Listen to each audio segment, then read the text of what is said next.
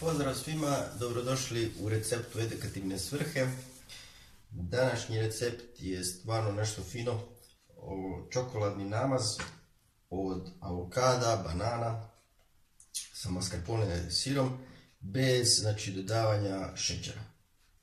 Sav šećer je isključivo iz namirnica koje koristim, znači sira i ovo je 80% čokolada. Znači tu koristim isto malo ovo je Hafermilk, zobeno mlijeko. Možete koristiti bilo koje na drugo mlijeko, ovo je zobeno čokoladno mlijeko, proizvođač uopće nije važan. Znači od namirnice vam trebaju 2 zrele banane, što zrelije to bolje jer onda su puno slađe, jedan lijepi zreli avokado, malo putra, to će vam trebati za otopiti čokoladu i koristim tih jedno dec mlijeka tog biljnog, može biti badenovo, kokosovo, zobeno koje god, ne koristim kravlje mlijeko i sir mascarpone, proizvođač nije bitan. To je to, znači te se sve stavi u blender, sekvenca je ta, prvo stavimo banane, avokado, mascarpone, cheese, izblendamo, otopi se čokolada u malo putra i pustite, ako imate blender koji ima više brzina, stavite na najmanju brzinu, dok se vrti uljevate čokoladu i kad smjesa postane jednolika, to je to. Pretesite si u jednu staklenu posudu, najbolje neku teglicu, znači sve ove namirnice, sve skupa vam treba, to je negdje cirka 700 grama će vam doći tog namaza, znači jedna velika, obično ona tegla od krastavaca, plus možda još jedna manja od nekih 300 ml. Eto, sad to je to, ko ne želi slušati ovu priču koja će biti dok ja budem pravio ovu slasticu, vi slobodno pogasite video. A današnja tema, dok ja ovo budem tu proizvodio, pričat ćemo malo o prehrani. To je vrlo kontroverzna tema s obzirom da danas imamo milion tih podjela, pa tako i podjela među ljudima ko šta jede, da li je vegetarijanac, da li je frutarijanac, da li je vegan ili običan karnivor, to jest mesojedni.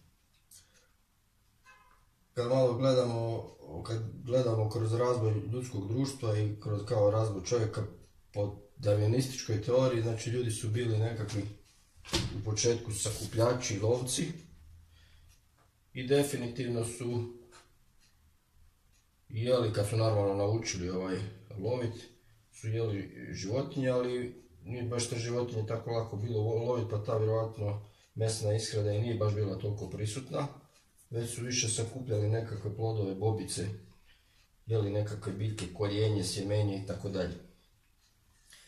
Nakon što je čovjek izmislio vatru, onda je to vjerojatno postalo još i učestalije taj lov, s obzirom da je meso postalo ukusnije. Ja nemam apsolutno protiv ništa protiv nijedne prehrane. To je definitivno bi trebalo biti svačija odluka i iskreno malo me sve to smeta. Ima jedna zanimljiva anegdota koja se meni dešavala, kad sam tražio stan u Berlinu, jedno vrijeme sam razmišljao o tome da budem, da imam nekakve cimere u stanu, pa je tu u Njemačkoj uobičajeno da ljudi vam dijele te stanove i onda tražite po tim nekakvim web stranicama stan, takozvani VG, odnosno stan kojeg dijeli više ljudi. I gdje god sam pokušavao dati nekakvu zamolbu kao jedan od sustanara, često bi se našli, ti ljudi koji su iznajmljivali stan su zahtijevali da budem vegetarijanac. Malte ne sam se osjećao kao da samo nešto nije u redu, jer još uvijek ja tu i tamo jedem meso. Znači te podjele, to je mislim totalno besmisleno. Mislim danas je u našem društvu su podjele na milion načina i čujte, kad su ljudi podijeljeni, onda je s njima lako upravljati. To vidimo i danas, znači imamo milijardu podjela i to nikuda ne vodi, to nas samo više udaljava jedne od drugih, a ovi koji su u pozadini sve to smislili, oni samo trljaju ruke. I iskreno, znači, što se tiče, mislim, isto za te vegetarijance, super je ta osviještenost, ja sam isto ljubitelj životinja i kad gledate, ako ste ikad gledali te filmove kako se te životinje uzgajaju i taj proces proizvodnje mesa je totalno nehuman i grozan, stvarno ti se zgadi život i zgadi ti se uopće jest meso. Međutim, svemu tome je u biti kriva globalizacija, jer znači, sa globalizacijom ima, znači, ta proizvodnja mesa je postala globalna, međutim firme koje su na tržištu su sve nekakve mega korporacije, znači to su firme koje imaju velike farme, velike životinje i naravno masovna je proizvodnja i u tako masovnoj proizvodnji ne može biti humanosti za te životinje. Da se nije desilo u našem društvu ovo što se desilo, znači totalno uništavanje malog proizvođača, privatnika i znači domaće industrije koja je uništena sa uvozom, onda biste danas imali male farme, ljudi koji uzgajaju te životinje, koji se za te životinje puno bolje brinu i sve nekako bi to bilo normalnije i prirodnije.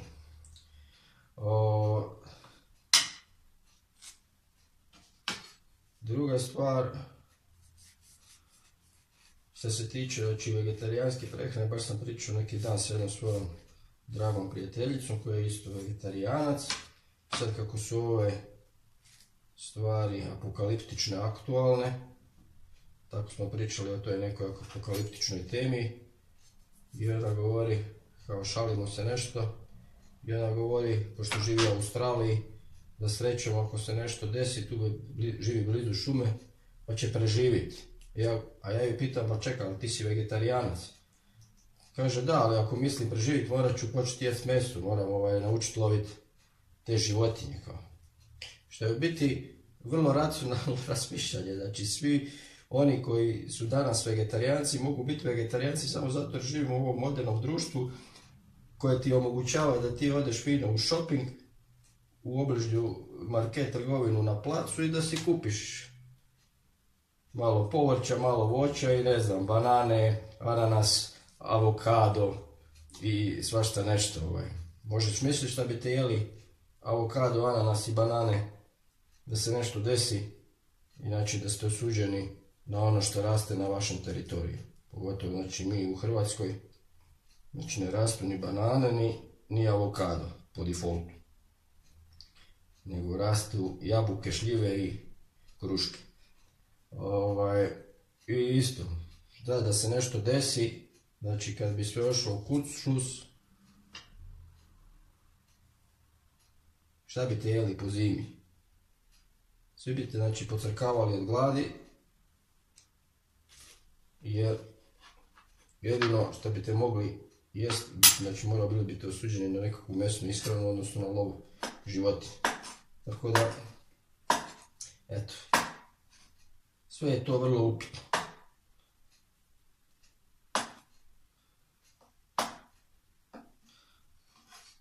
Meni je avokado totalno fascinantna namirnica, mada mi je totalno bila imao sam averziju prema njoj jedno vrijeme, jer taj popularizam avokado, ako ne jedeš avokado, ako ne jedeš avokado, isto ko da ne znam, zdrava ishrana, to sve ništa ne valja, znači bez avokada ne postoji ni jedna dijeta danas. Ali eto, ajde, probao i ja taj avokado koji meni totalno bez veze ovakav kakav je jer je masan. Ja sam, pošto ga tu dosta ima na tržištu, rekao šta bi mogu s tim napraviti. I eto, ajde, palo mi na pamet da napravim pošto ja volim ipak slatko i mada izbjegavam šećera, volim crnu čokoladu, rekao napravit ću ja sebi namaz čokoladni za palačinke. Znači ovo možete mazati na kruh, možete smrznuti pa jesti ko sladoled, vidjet ćete super. Da nastavim priču o prehrani. eto, baš ima ovako, to će možda biti vrlo interesantno za vegetarijance, mada će neki u ovoj priči opet vidjeti nekakvu teoriju zavjere, a ja ću vam ispričati šta priču i znači šta o tome kaže Biblija. Znači u biti, nemojte misliti da sam ja sad neki religiozni fanatik, pa ću tu sad držati neko propovijedanje. Inače ja obožavam čitati knjige, a Biblija mi je totalno jedna fora knjiga. Međutim, ja odavno na tu knjigu gledam kao nekakvu zbirku povijesnih kronika.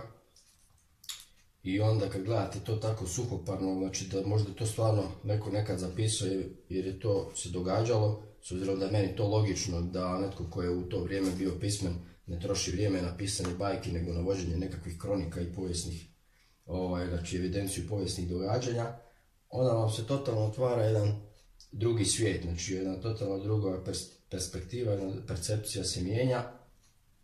I to moje uvjerenje nedavno čak me baš sam se ugodno iznenadio jer je izašla knjiga gospodina Mauro Bilinija, to je Talijan koji je inače bio dugo vremena službeni prevoditelj svetih knjiga u Vatikanu, znači za Vatikan je preveo nekih 20-ak svetih knjiga. Međutim, isto je tako prevodio Bibliju i čovjek je napisao, znači nedavno je izašla njegova knjiga Biblija nije sveta knjiga. Sad ako među vama koji ovo gledate ima vrlo religioznih ljudi pa se možda mogli osjećati izrevoltirano s ovom mojom izjavom, ja se napad ispričavam, ali eto, to je tako. Šta kaže Biblija? Znači u Bibliji imate dvije vrste dijete i to na samom početku, znači već od prvih par stranica Starog Zavjeta, znači u knjigi Postanka imate znači predpotopnu i poslepotopnu djetu. Pa onda taj Jahve, to jest koji se kao još naziva Bog, mada ćete vidjeti da po tim nekim njegovim karakteristikama on je daleko bliži običnom čovjeku nego nekakvom božanskom biću, znači ima apsolutno sve karakteristike ljudske, znači ljuti se, hoda po zemlji, kažnjava i tako, zapovijeda, ima svoju djecu i to sve nešto, znači puno pitanja se postavlja kad čitate, ali zanemarimo to. Ja u biti pozivam da na internetu ćete naći PDF Stari Zavjet bez problema, pročitajte pa mi napišite svoje mišljenje, znači, ali gledajte, znači bez nekih ovih predumišljaja, znači čisto tabula rasa, suhoparno, kao da prvi put vidite knjigu i znači pročitajte malo Stari Zavjet pa mi slobodno u komentare napišite vaše razmišljenje. Sad, to je interesantna činjenica da je, znači, prije potopa Bog, nakon što je stvorio uvjete za život na zemlji, propisao određene zakone i, znači, dozvolio je tim ljudima, znači, da mogu jest bilje što se sjemeni iz stabla plodonosna, što u sebi nose sjeme, nek vam budu za hranu. To sam ja tu sebi napisao, izvukao, znači da imam tu. Znači sjemenje iz biljaka i plodove sa stabla. I da onda je, nakon što su Adam i Eva stvoreni, pa su pojeli plod sa drva spoznaje, to je isto jedna interesantna stvar, oni nisu pojeli jabuku, mada ćete vi definitivno u svojoj podsvijesti povući sliku jabuke koja se prikazuje na umjetničkim dijelima u većini crkava. U Bibliji ne piše uopće o kojem se plodu to radi, nego su jedino, znači, u vrtu postojala dva stabla, jedno je bilo drvo spoznaje, a drugo je bilo drvo života. I onda je, znači, kada je Bog izbacio Adama i Evu iz vrta, oni su se množili, sad imate znači tu rodoslovlje Adamovih potomaka. Prvi su sinovi bili Kain i Abel i poslije onda ta priča o Kainu i Abelu, poslije se još rodio Šem. U toj lozi Šemovoj je i Noa. Međutim, vrlo jedna interesantna činjenica, znači u tom rodoslovlju do Noe svi ti ljudi, potomci Adamovi, Adama i Eve, su živjeli u prosjeku 930 godina. Svi. Desio se da se Bog se naljutio, odlučio da će potaracati sve živo na zemlji, međutim smilio se nad Noom i onda znate priču, znači oko rablji, dao mu je smjernice šta i kako da napravi, da preživi potop. Nakon Noe, znači postoji novo rodoslovlje njegovih potomaka.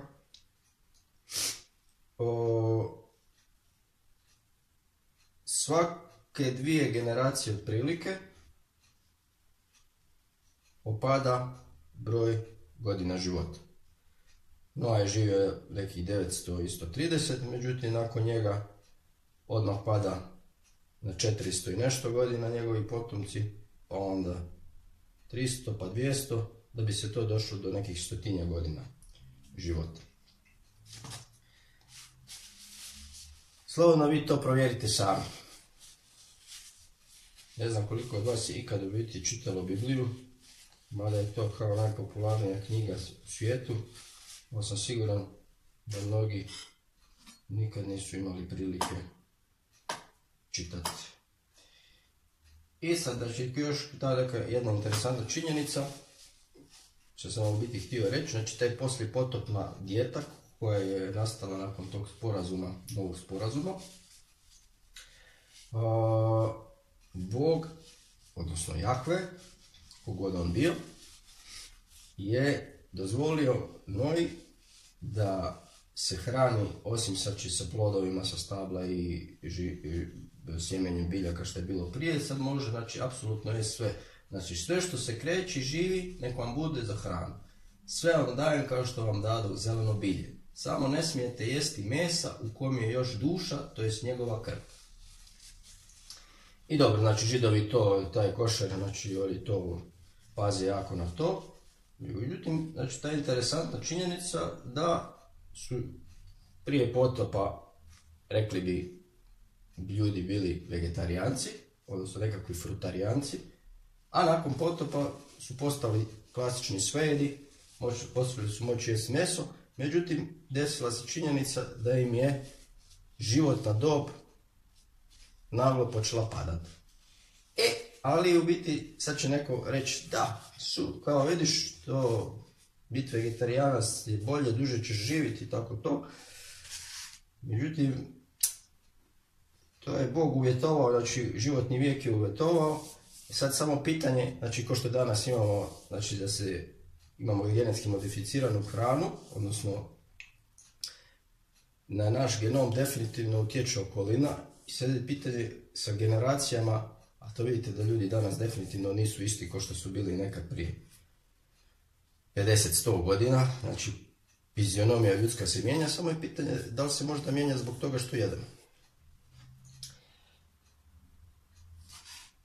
A s obzirom da je u Starom Zavjetu imate i taj podatak da je Bog, odnosno Jahve, koji zovu još i Bog,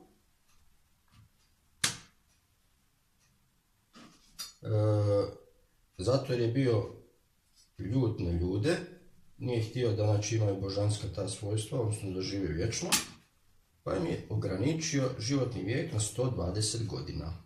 Sad kako je on to njima ograničio? Samo zato što je to rekao, ili je tu možda bilo kakvog genetskog inženjeringa, ali tu i sad ulazimo u one teorije o vanzemaljcima i tako dalje. Međutim, ako budete čitali ovu knjigu, Biblija nije sveta knjiga, onda ćete vidjeti da to je vrlo logično. A kako kaže Okamova britva, ako imate više rješenja za određeni problem, najlogičnije, odnosno najpametnije je uzeti ono rješenje koje je najjednostavnije i najlogičnije.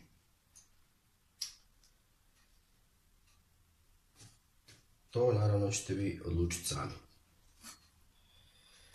Fora je što kad sam ja malo pričao sa svojim jednim frendom, koji je inače liječnik kirurg, i spomenem tu činjenicu vezano za životni vijek ograničeno 120 godina kako piše u Starom Zavjetu, on me odmah presjekao i rekao, ma daj, što stvarno piše 120 godina. Kaže, mi smo učili na medicini kad bi čovjek bio pod staklenim zvonom, znači u idealnim uvjetima, i kad bi totalno pazio na prehranu i sve radi čisto, po genetskim, znači, tim mogućnostima, s obzirom na karakteristiku kromosoma, znači da im se skraćuju telomeri, odnosno pri svakoj diobi stanice se ti telomeri naravno skraćuju, ne znam baš sad puno, to sam malo čitao, ali ne bi sad, jer ne znam konkretno kako taj mehanizam funkcionira, ali uglavnom ti telomeri na kromosomima su odgovorni za naš životni vijek.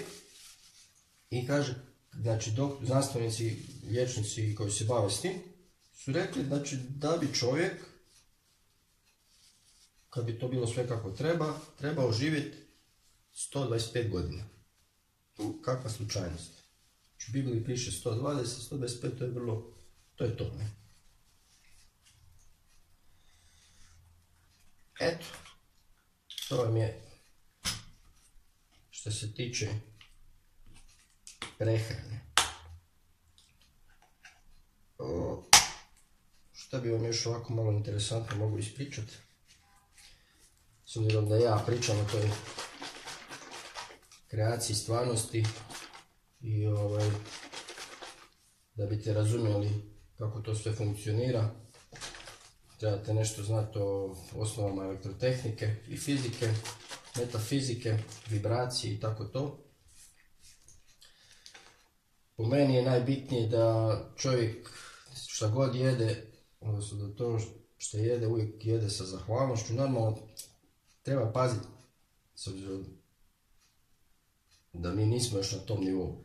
Treba definitivno paziti i voditi računa da jedete što više tu živu hranu.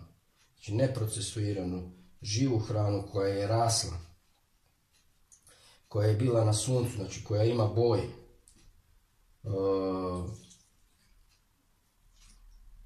Mora vam biti jasno da mi biti jedemo svjetlost. Neki ljudi to stvarno i rade, znači oni što gledaju sunce, radi taj sun gazing, ili ima čak onaj bretarijanac, on pak ni ne gleda u sunce, on samo udiše zrak, ali to su neki ljudi koji su high level što se tiče svjesnosti. Ali ta logika gledanja u sunce, odnosno ta metoda gledanja u sunce ima smisla, jer znači mi u biti jedemo to sunce, tu svjetlost, samo u drugčijem obliku. Biljke proizvode škrob iz fotosinteze, znači za to im treba svjetlost. Vi ako ste vegetarijanac, znači jedete biljke, znači jedete šta? Jedete nekakve kontejnere, koje možemo tako da mislim, znači paketiće svjetlosti koji su pohranjene u stanicama biljaka. Životinje jedu biljke, oni koji jedu životinje opet jedu to sunce, ali znači rekli nus proizvod. Pa onda normalno koji nekad kad si video kazetu presnimio više puta gubi na kvaliteti. Ali pošto smo mi energetska bića i svjesna bića i priču sam vam o vodi kako voda prima informaciju i sve praktički voda i u svemu je voda, znači 95% je sve voda što se tiče voća i povrća, znači sve prima informaciju. Bitno je da vi ste u vibraciji pozitivno, znači da kad jedete tu hranu, da ne jedete nervozni sa strahom, ili najgore vam je kad idete s nekim na ručak ili večeru, a ne možeš smisliti osobu. Mogu misliti kako je onim ljudima koji idu po onim poslovnim sastancima i onda moraju trpiti tamo te neke face koje ne bi ni nacrtane vidjeli, ali eto moraju s njima ručati. ne znam, meni to jako toksično zvuči za organizam. Ok, ovo ćemo izblendat, čokoladu ćemo utopit, ja to radim ovako, stavim jednu keramičku posudicu, pošto imam ovu ploču na struju, stavim na 4, to pomalo grije, puta će se utopiti, bacit ćemo čokoladu, stopit ćemo čokoladicu, 2 table čokolade, ja volim jako puno čokoladu, Top.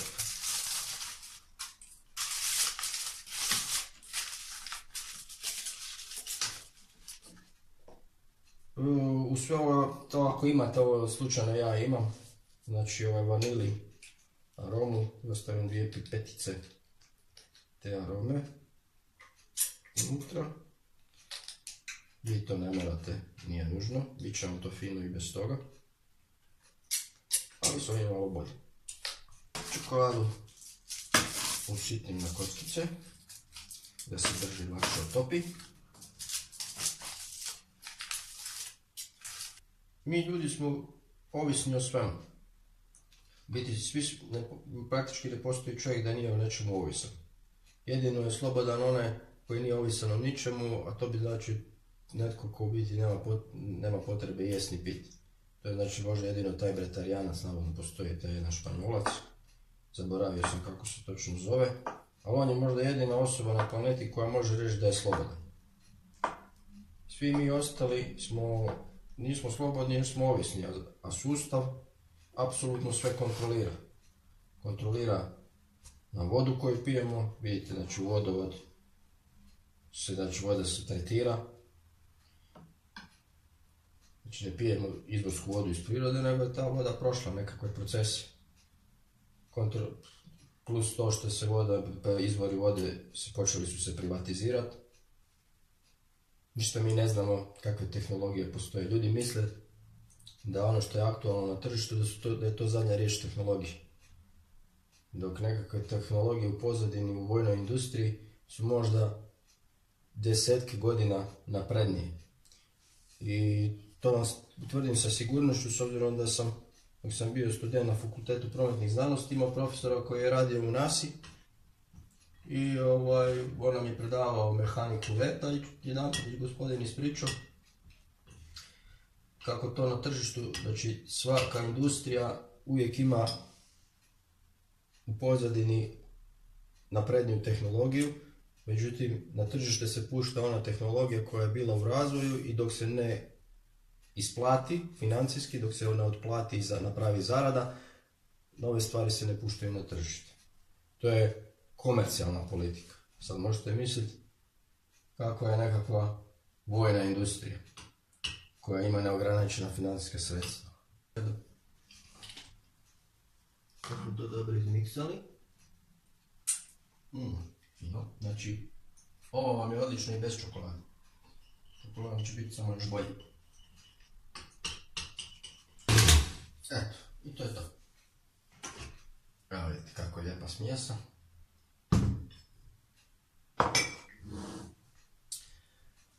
Hvala na pažnji i do idućeg recepta. Pozdrav!